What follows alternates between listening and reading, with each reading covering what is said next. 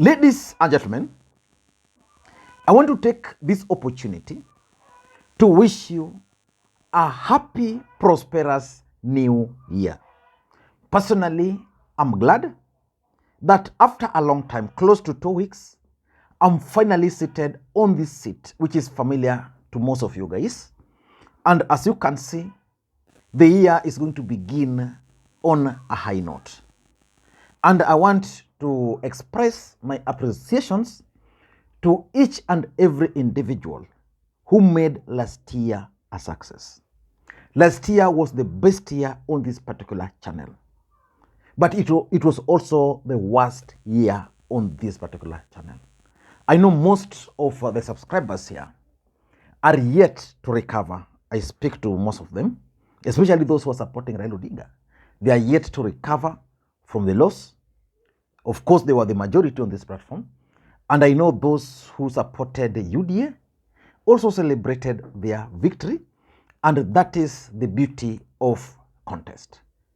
I want to know whether you are present. Please mark your presence by just dropping your comment. Just say Happy New Year. On Friday, something happened in this country. The Senate of Kenya refused to impeach Meru Governor Mwangaza Kawira. And the truth of the matter is that if you followed the proceedings, clearly the MCAs didn't have clear grounds, which was enough to impeach their governor. But Kawira Mwangaza is a special human being. Why am I saying so? Because there must be something behind that impeachment. So in this video, I want to try and explain to you guys some untold truths about that particular impeachment, those who are behind it. Before we do that, for those who are watching the channel for the first time, on the first day of the year 2023, please, I want you guys to take just a second, press that thumbs up, that subscribe button, so that next time we produce a video like this, YouTube will automatically notify you. What we do on this platform is that we analyze politics in a way you can't find any other place. So please just press that thumbs up button. Now, let us just look at some of the facts. Number one, out of 69 MCAs, 67 voted to impeach Mwangaza Kawira. So which means there is something, there's a problem between Mwangaza Kawira and the MCAs.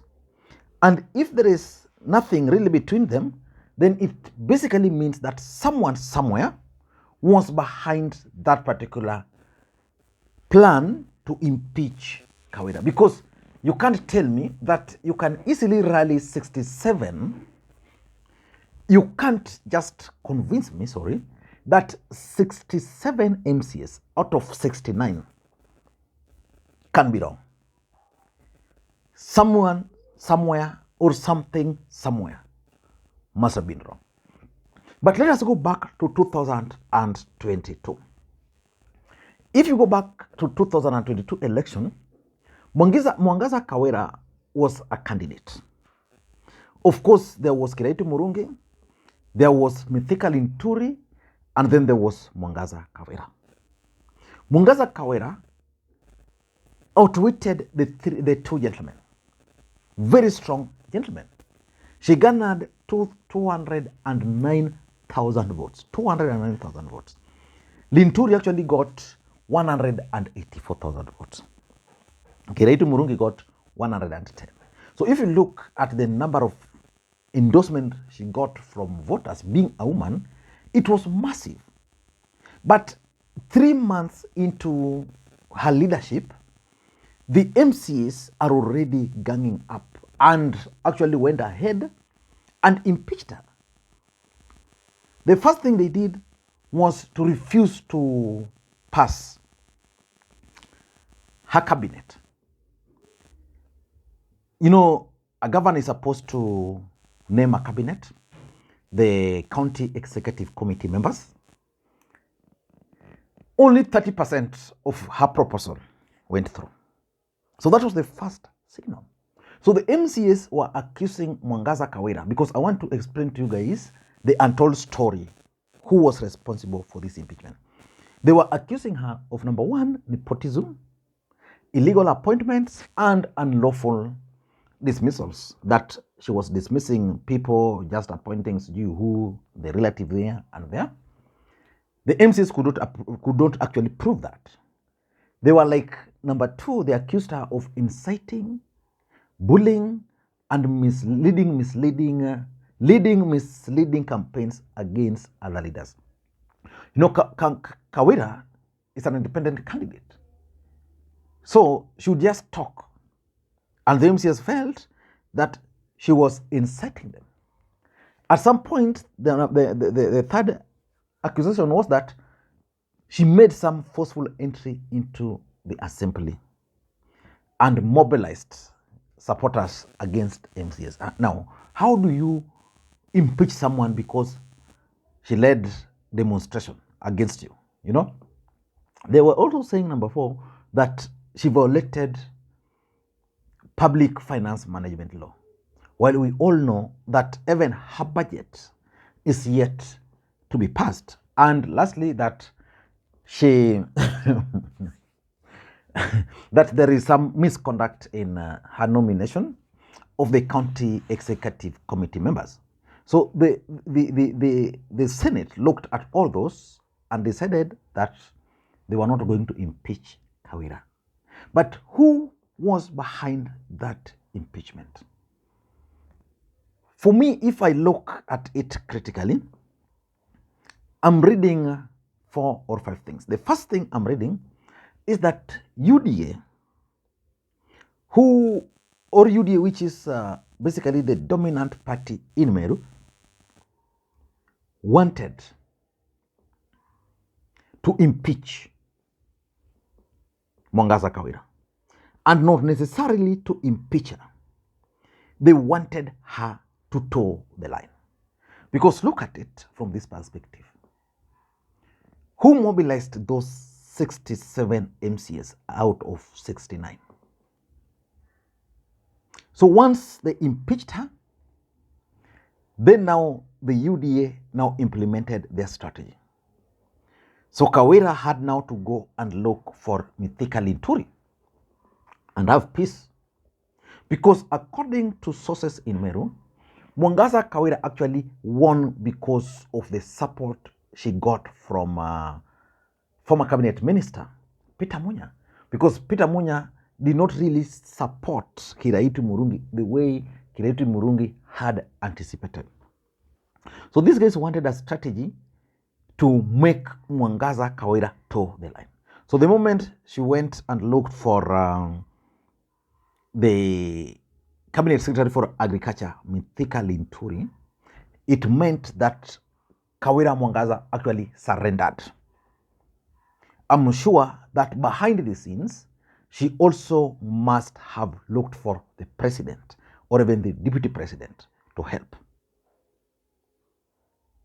Once that happens, basically it means surrender. Because who was her deputy? If she was going to be impeached, the deputy was going to take over. Again, not a UDA person per se. But Meru is critical for William Ruto's politics. That's why he gave them the cabinet secretary for interior, Kindiki, kind of Meru Tharaka there. Then again, a cabinet secretary. Then remember, the police, IG of police also comes from Meru. So Meru is going to play critical role for William Ruto. So Ruto needed a strategy of taming the governor, who is not a member of his party. If you look at the entire Mount Kenya, which county is not controlled by UDA? Yeah? So you get your answer from there. That's number 2. I also tend to think that the MCS actually just had personal vendetta against the governor. That's why they were able to easily rally themselves against her. Probably there are certain things they wanted the governor to do. You know, our aims is the way they can blackmail. Maybe they wanted something from the governor. Governor said, no, it's not going to happen. Number three, I'm seeing that impeachment as something which was probably sponsored by the opponents. Either Mithika Linturi was not happy that Kawira defeated him. Either Kireti Murungi was not happy because Kireti Murungi even predicted all these things in a book way before the elections. So probably someone somewhere sat and sponsored this impeachment. But there was a problem. If you impeach a governor, then the deputy takes over. So once they realized that the impeachment was actually going to succeed, then they pulled back because they realized probably there was nothing they were going to benefit from. Sometimes it's better the devil you know, the Kawira they know, than the deputy governor, whom they really don't know. And lastly, I tend to think that Kawira could also be a victim of women leadership. There are certain regions in this country which are yet to embrace women leadership fully. I was talking to a few individuals and they were like, places like Meru, people like Kawira are making history, and the men in those regions are not really comfortable with people like Kawira leading them. So probably they were the people who were inciting these MCs. I don't know what you think, but for me, those are the truth behind Kawira Mwangaza's impeachment. Please, this year, let's show love to each other. Bye-bye.